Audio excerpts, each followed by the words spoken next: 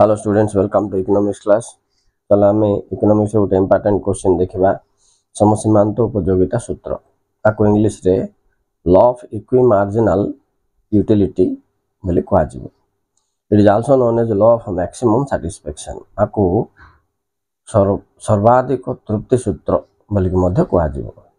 अच्छा, तो कहीं एमती कह ना प्रत्येक उपभोक्ता तार खर्च करुवा प्रत्येक मुद्रार सर्वाधिक तृप्ति से केमती पाई पारिबो, लाभ केमती से पाई पारिबो, ए विषय रे ही ग्राहक बा उपभोक्तार माइंड काम करि थाए।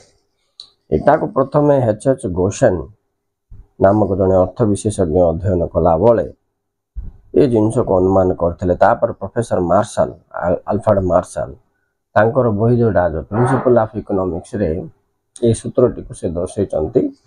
एथिरे मनुष्यर एभली मनोभाव कहीं रहे माने संबल सीमित एवं अभाव गुड़िक असीम होइथिबा फल रे व्यक्ति तार सीमित संबल रे किभली बांटी दिए असीम अभाव मध्य जे चिठू से जेभली कि सर्वाधिक तृप्ति पाए। हाँ, आमे भी एमती करछे। तो देख, तुम्हें बाजार जाऊच, बाजार जदि कौन सी जिनस किनिया जाऊच, धरिनियो तुम्हें बैगण किनिया जाऊच, से कहला किलो 25 टंका, तुम्हें तो 25 टंकार किन, तुम ताको बर्गेन करछ ना कहीं भाविच कहीं आम बर्गेन करूँ।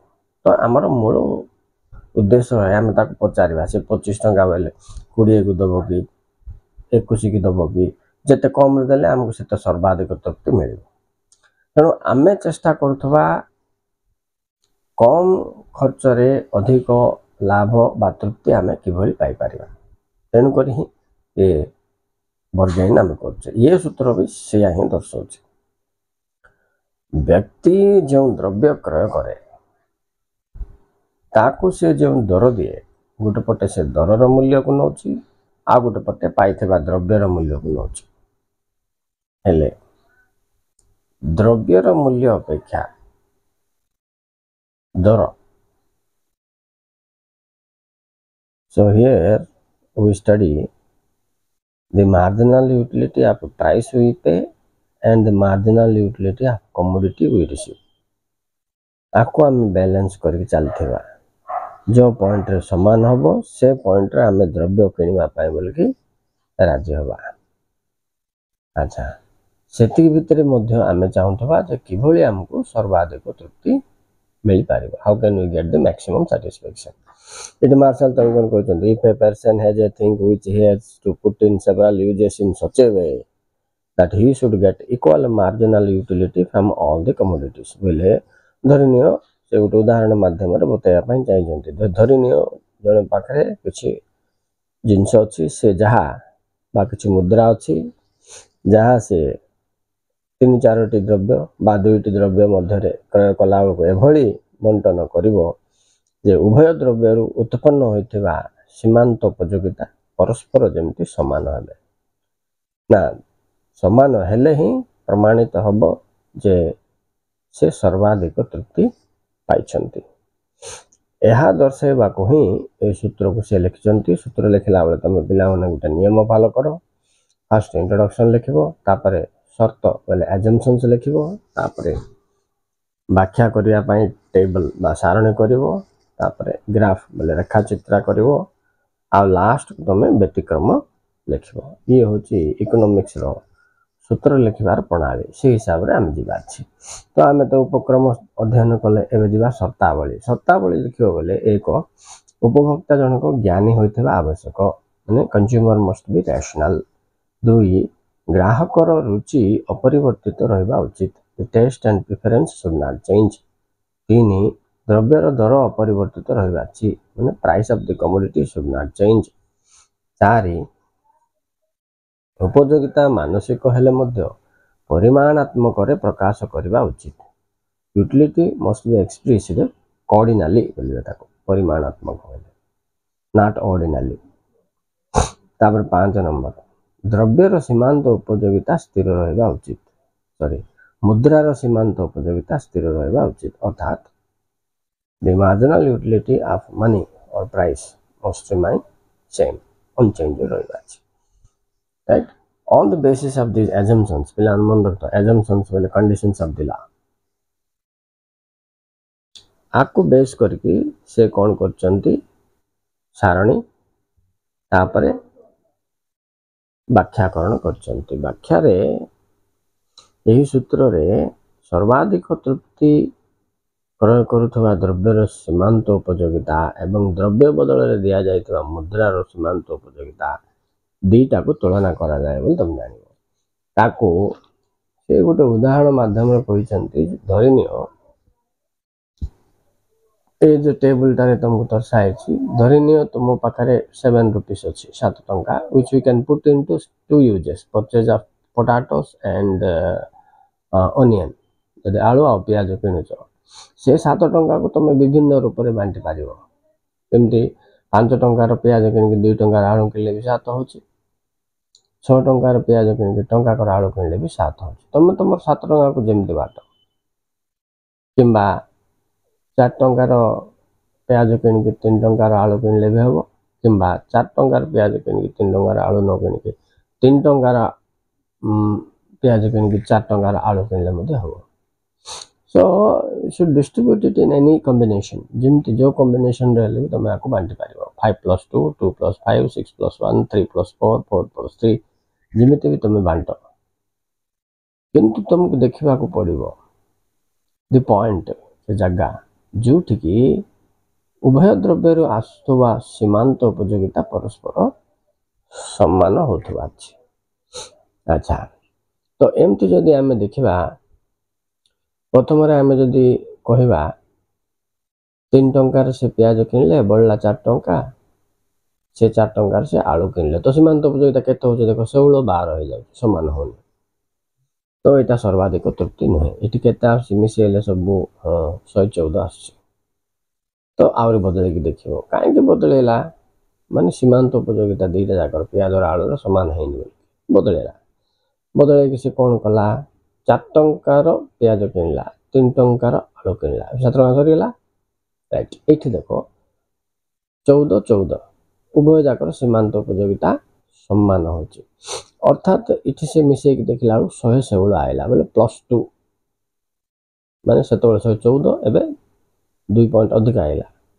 116 देखला हाँ एटा ताहले सर्वाधिक तृप्ति मतलब प्रमाण कौन फिर जाके देखला मार्जिनल यूटिलिटी आर तार सेम है 14 14 सेम है हाँ से कन्फर्म है जो पॉइंट रे जो बंटन तुम कल 3 4 कि 4 3 उभय द्रव्यर उत्पन्न होता सीमांत उपयोगिता परस्पर समान है माने ये कन्फर्म हो गला जे से सर्वाधिक तृप्ति पाइला उक्त विषय को से रेखाचित्र माध्यम बताऊँ मोटे इंग्लिश रे कह दे सुन the money which you have spent in onion and potato you must spend it in such a way that you must get equal marginal utility from both potato and onion. So at the combination of 4 on rupees 4 on onion and rupees 3 on potato, you are getting equal marginal utility 14 and 14. So here at this point the total utility you are getting is 116 is the highest. How can I confirm? Yes, I can confirm because at this point that is 4 plus 3 combination of onion and potato. The marginal utility derived from both the commodities are same. So it is confirmed that this is the maximum satisfaction. This can be explained with the help of a diagram. See the diagram here. We have to draw two diagrams, one for onion separate and another for potato. पियाज पाई गोटे अलग आलू पाई गोटे अलग diagram तुम काटा पड़ो पे ये सूत्र रे ये डायग्राम टाका बहुत डिफिकल्ट जिनस तेन मन देख देख कमी काट 14 जगार गोटे रेखा प्रथम टाणीदेव हाँ पियाज केत टंकार 14 हो 4 टंकार तेणु 1 2 3 4 14 को टच कर रेखाटा नेक्स्ट आलू केते टंका 14 होइछि 3 टंका 14 होइछि तेणु करी 1 2 3 तीन टाका गिरा एठी काटबो नेकी से 14 बोली जो रेखा फर्स्ट काटिचो ताको नेकी टच करबो हला तो एबे देखो उभय चित्र रे हमें ओ एक्स रे कोन नेले ओ वाई रे कोन नेले दर्शेबा दर्शेला परे एठारे एमके ओ एमयू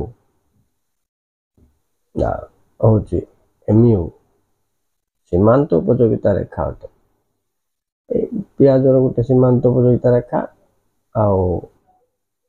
आलूर गोटे सीमांत उपयोगिता रेखा बाहर समस्त उपयोगिता रेखा तुम देखो जे पियाजर 4 एकक आलूर 3 एकक मुद्रा व्यय करी ग्राहक जनक सर्वाधिक तृप्ति पाई थाए दर्शा जाए कारण उभय द्रव्यर सीमांत उपयोगिता परस्पर समान अटे तेणु एठारे यह प्रमाणित है जे आम पाखे थिबा मुद्रा को एभली बांटिले जे उभय द्रव्य समान सीमांत उपयोगिता उत्पन्न है तेणु ए हम सर्वाधिक तृप्तिदार अच्छा पिला किंतु एबे सूत्रर व्यतिक्रम को जीवा छै लिमिटेशंस ये लिमिटेशंस बा व्यतिक्रम तमे कौन करिवो शर्त को जस्ट रिवर्स कर देले हे जाउछि उदाहरण देखो ग्राहक को ज्ञानी होबा छै बोली कंडीशन थिला आमे एमति लिखिबा जदि ग्राहक को ज्ञानी न हुए तबे उक्त सूत्रटी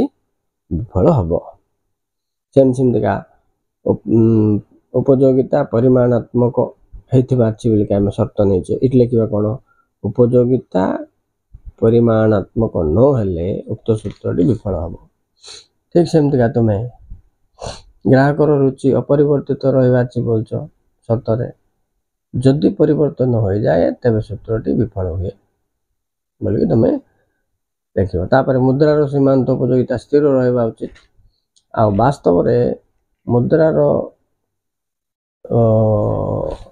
सीमांत उपयोगिता स्थिर रहिबा सठिक नहे ग्रहणीय नहे बोली मन रखत तो ये भाव में मार्शल और गोस्वामी दुजन जाक ग्राहकर आचरण को अध्ययन करछंती से माने किभली सर्वाधिक तृप्ति पाइबा पाई सदा संघर्ष करिथांते से शिक्षित हो कि अशिक्षित हो तो प्रत्येक समय रे आमे जो भी मुद्रा खर्च करछे तार सर्वाधिक लाभ किभली मिलिबो बा सर्वाधिक तृप्ति आमे किभली पाई परिबा ए दिगरे ही आमे चिंता करथाउ तेणु आको एक सूत्र सम सीमांत उपयोगिता सूत्र नारे व्याख्या कर जाए okay students thank you very much for watching thank you very much please like and subscribe for getting more long questions like this